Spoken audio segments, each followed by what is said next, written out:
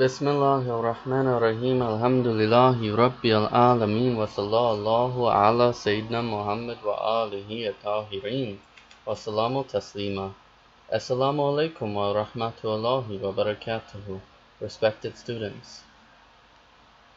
This is our third lesson of our introduction to Akhlaaq.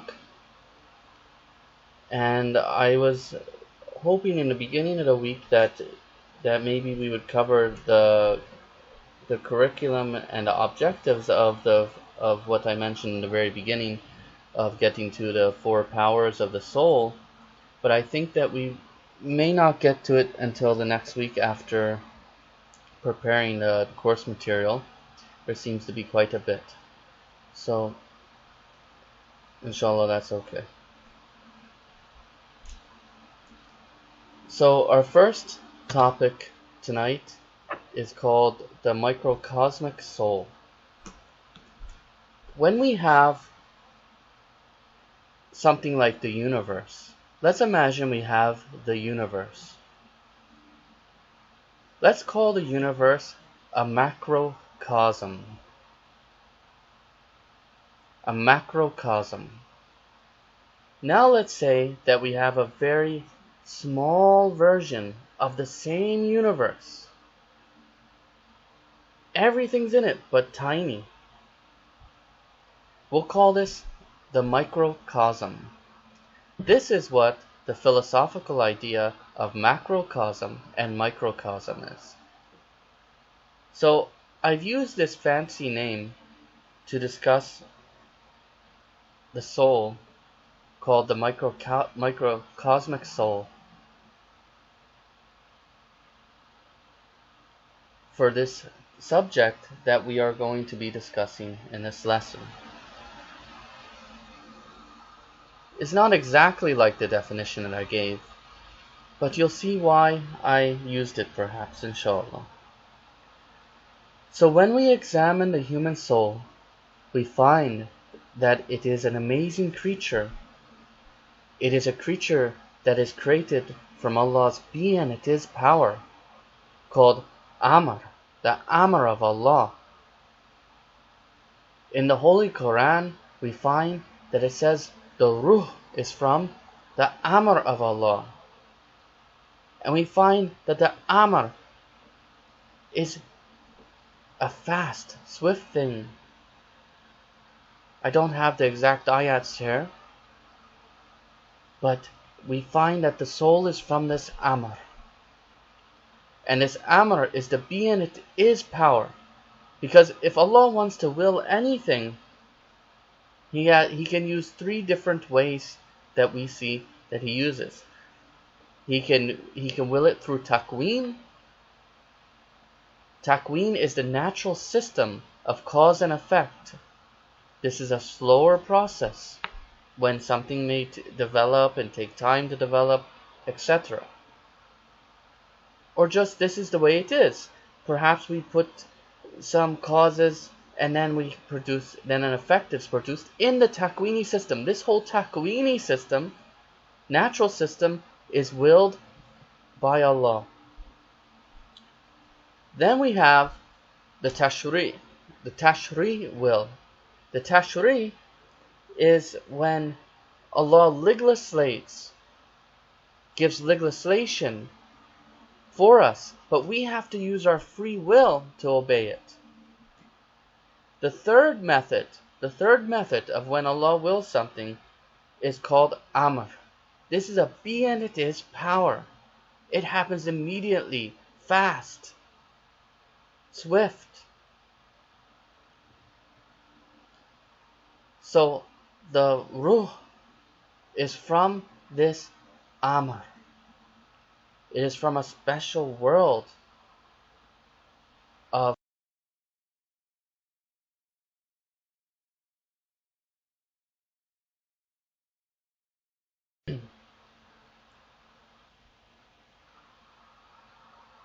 the soul is an intellectual, immaterial substance that possesses many aspects and qualities.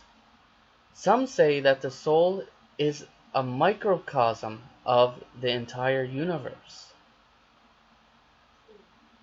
Perhaps this means it holds within the microcosmic aspect of the macrocosmic existential world,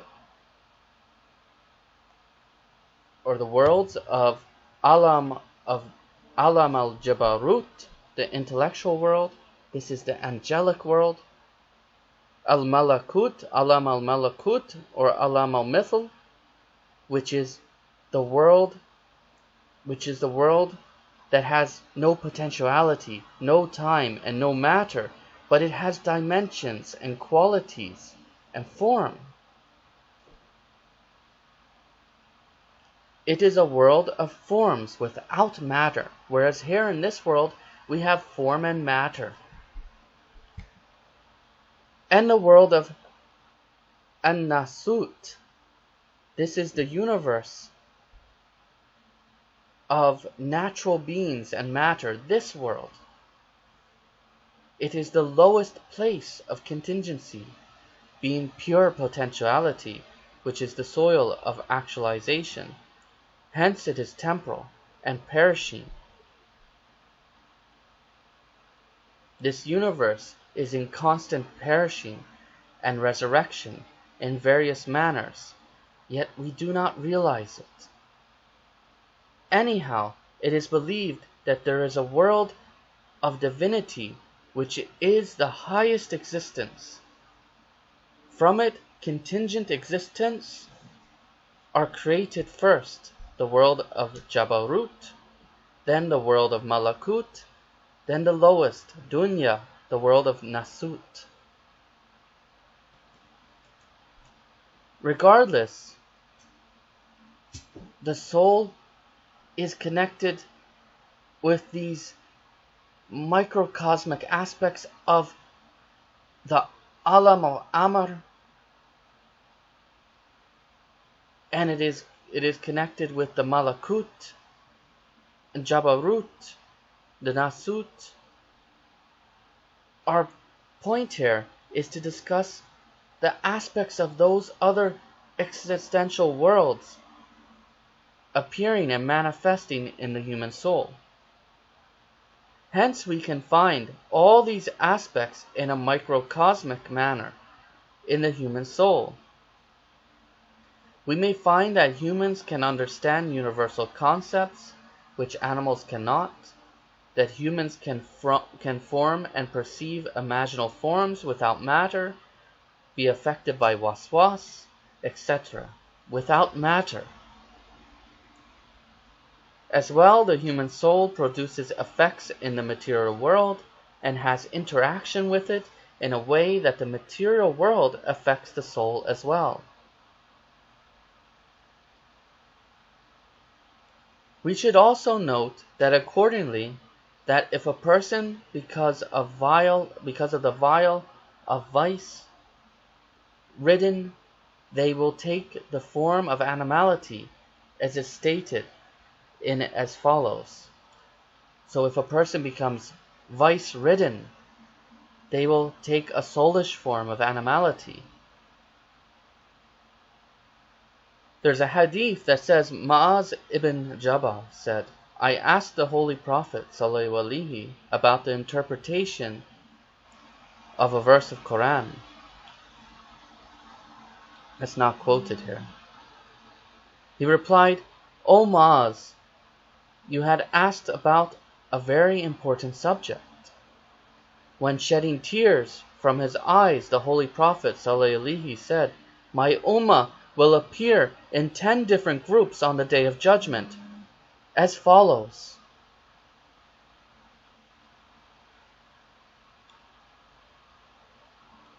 Some of them will reappear as monkeys, while some of them will look like pigs. Some of them will reappear while walking upside down. Some will reappear as blind and wandering.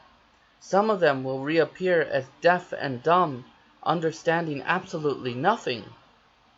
Some will reappear chewing their tongues, with blood and pus will be coming out of their mouths, while making the people around them uncomfortable. Some of them will reappear with their hands and feet cut off. Some will reappear as being hanged upon branches of fire, and while some of them will reappear with dress of molten lead pressed to their bodies. Then he explained these 10 categories as follows. He said, those who will reappear as monkeys, they are the talebearers and spies. They are the talebearers and spies. Those who will reappear as pigs are the ones who accepted bribes and had illegal income. Those who will be walking upside down, those who will be walking upside down are the ones who practiced usury, riba. Those who are blind are the judges and officers who oppress the people. Those who are dumb and deaf are the ones who were egotistic and ambitious. Those who will reappear with their hands and feet cut off are those who pained and troubled their neighbors. Those who are hanged upon the branches of fire were the people who indulged in slandering and backbiting against the masses for the pleasure of kings and rulers. Those whose odors is worse than dead bodies are the ones who indulge themselves in worldly desires and passions without paying divine share from their wealth. And those who are dressed with molten lead dress are the arrogant ones who took pride in themselves. So we must be very careful of what we do. We must be very careful of the vices we get, for it will affect our state of our soul. And you know, before the event of the Sabbath, of the Sabbath breakers, or during the event of the Sabbath breakers, people were turned into apes. All the way up until the time of Prophet Muhammad ﷺ, this kind of physical transformation could occur. At the time of Prophet Muhammad ﷺ, Allah stopped the physical change on the outside of the bodies and allowed only the inner change to happen. Only the inner change happens. So such an effect will occur and will be seen when a person can view the state of their soul. Whereas before that time, it was sometimes you'd see people who actually you could see that form on them externally.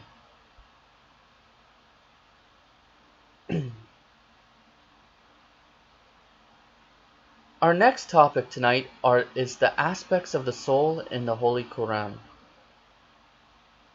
The soul has been called Aql, intellect, Ruh, spirit, Nafs, self or soul, and Qalb, heart. Again, the soul has been called Aql, Ruh, Nafs, and Qalb, intellect, spirit, self, and heart. What is meant by heart is not the physical heart, which is a human organ. What is meant here is that very self-soul that is the human being, that very identity of the self, that very I-ness, that self-awareness. Let us look at some narrations which mention this heart. Imam Bakr alayhi salam said, there are 3 kinds of hearts. The first is the reversed heart, which lacks feelings of any sort of righteous deeds. The reversed heart lacks feelings of any righteous deeds. Such a heart is the heart of a disbeliever. The second type of heart is the heart which contains a black spot, in which a war is being waged between truth and falsehood. In the heart that is contaminated, a war is being waged, Imam is telling us. In this contaminated heart, because it has a black spot, a war is being waged. So Imam said, the first type was a reversed heart, which lacks feelings of any sort of righteous deeds. Such a heart is the heart of an unbeliever. And the second type is the heart which contains a black spot, in which a war is being waged between truth and falsehood. And whichever becomes virtuous, becomes victorious will take over the heart's control. Imam is saying, whichever becomes victorious will take over the heart's control. And the third type of heart is the conquered heart, in which there is a lightened lamp, which is never going to be turned off. Such a heart is the heart of a mu'min, a believer. The heart of a believer, he's saying, has a light in it, a lamp. And he said, initially there is a white spot and light within the heart of a human being, and as a result of his committing sin, a black spot appears. If the person repents, the black spot gets wiped out. But if he persisted in sinning, the blackness gradually increases, ultimately covering the entire white spot. When this happens, the owner of such a heart will never return towards goodness and become manifestation of the Quranic ayat. Nay, but that which they have earned is rust upon their hearts. Hence we can mention three types of hearts that we should ponder about. The first is the heart of the disbeliever. This type of heart is described by some scholars, and as we've seen in the hadith above, as a reversed heart. It is a backwards heart, or overturned heart. This means that there is no contained in it, no good contained in it. This means that there is no good contained in such a heart. Such a heart is deviated from its fitrah and does not direct itself to real human purpose. It is said its esoteric sight is blind. Its inner sight is blind. It can't see, as it cannot witness the creator of contingency. The second type is the heart of the believer. As we said, it has a lamp inside, a light. This type of heart is the contrary of the reversed heart. It's contrary of the previous heart. It's opposite of it. This is the heart that is illuminated with iman, faith, belief. Iman means belief, belief with actions, as we stated before, and seeks the pleasure of God and His blessings. As we stated before, iman, belief, faith, is a type of knowledge with actions. The third type is the contaminated heart. This type of heart is a heart of a believer that sometimes gets contaminated with the filth of sins. This heart is illuminated with faith, with iman, and open for guidance and blessings. It is illuminated still with the amana, with the belief, and is open for the guidance and blessings, but has a black spot which has developed due to its insistence and committance upon vile and evil acts and sins. But it has a black spot due to its insistence and committance upon vile and evil acts and sins. There is a constant battle in this type of heart between the angelic forces and the satanic forces, each struggling for victory over the other. This is the heart that needs to labor, the labor of carpenters of the soul, the labor of the breakers of the black spots stained on the soul, the labor of the breakers of idols in the temple of the soul, the labor of the acting agent using his free will or her free will, who will plead to God the Exalted for assistance and security while making every effort to win the struggle occurring in his innermost existence. Perhaps he or she will begin from external actions, and eventually move toward internal states. Perhaps it will start by affirming our normative life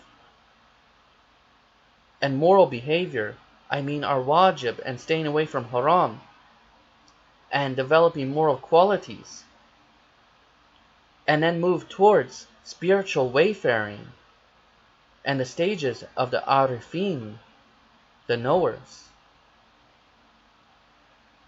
As mentioned, the soul is a wondrous creation and has various aspects which deserves a research paper on its own to explain and discover the Adamic soul. However, here we want to just mention 3 aspects mentioned in the Holy Quran, which is our primary religious resource. Always in Islamic methodology, Quran is primary. Quran is the measure of hadith. Quran is the support of intellectual concepts.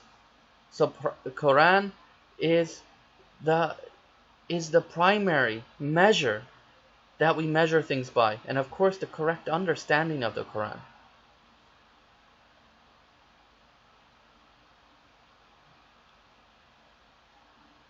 But maybe we'll be able to develop a course on introduction to tafsir, inshallah, and we'll talk about the Quran, or in our introduction to fiqh, we'll talk about Quran as a primary source, and we'll go more depth. This is just briefly. Even our riwayat means narrations, are measured on the scale of the Holy Quran's pure understanding and meaning. So let's look at the first aspect of the soul mentioned in the Quran. This is found in Surah Yusuf, ayat 53. Zulayka says, "Yet I do not absolve my soul. For the soul indeed prompts to evil, except inasmuch as my Lord has mercy. Indeed, my Lord is all forgiving, all merciful."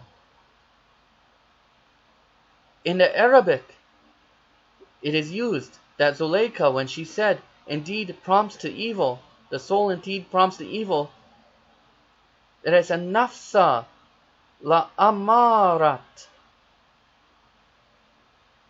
bil suwai. This soul that she used the name for here is called nafsul amara. That is the commanding self. This soul is an aspect that, if allowed to rule the kingdom of the soul, it would cause it to follow every animalistic desire. This aspect must be ruled and conquered. This nafsul amara must be ruled and conquered. It must be regulated and controlled. It must be made to serve a higher aspect of the soul. If not, it will bring ruin to the person. Hence, it is of great benefit when it's regulated and controlled.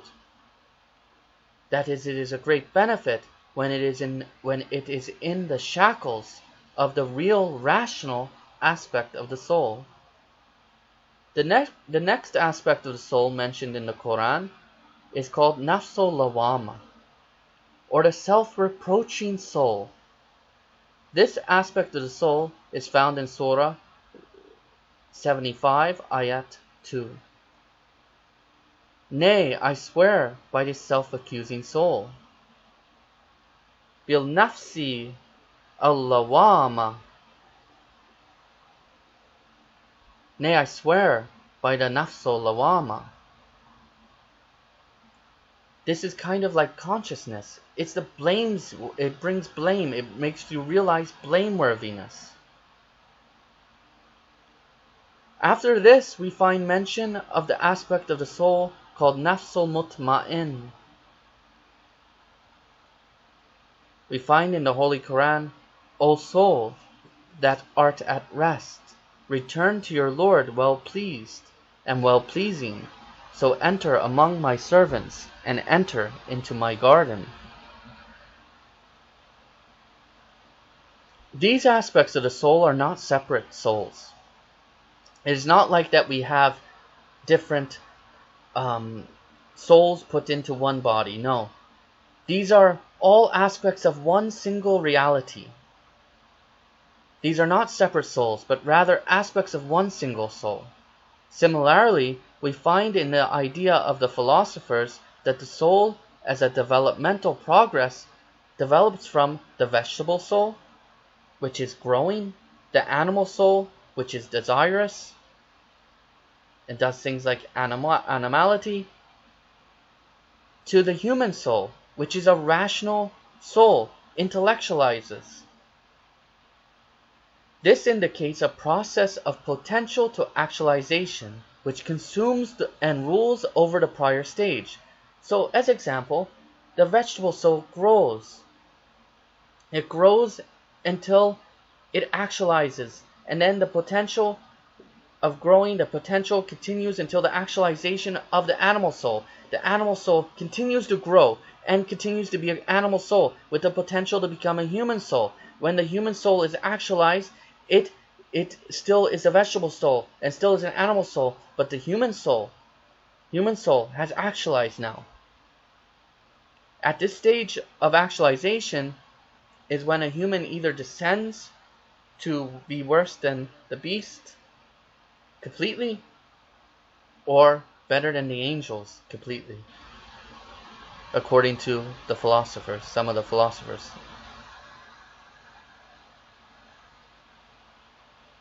So the actualized stages consumes and rules over the prior stages. Once a human has reached this complete developmental stage of human soul, they can either descend or ascend to be greater than the angels or worse than the beast. Mullah Sadra seems to have stated that this completion happens at 40 years old. And we know that at some point in childhood, a child gains rationality to a reasonable level. So it shows there must be different levels of rationality. And there must be potentials and actualizations at different levels. Hence, a person becomes rational and accountable and responsible enough to affect their soul and lives while still traversing the stages of human development, eventually resulting in their complete descent or ascent.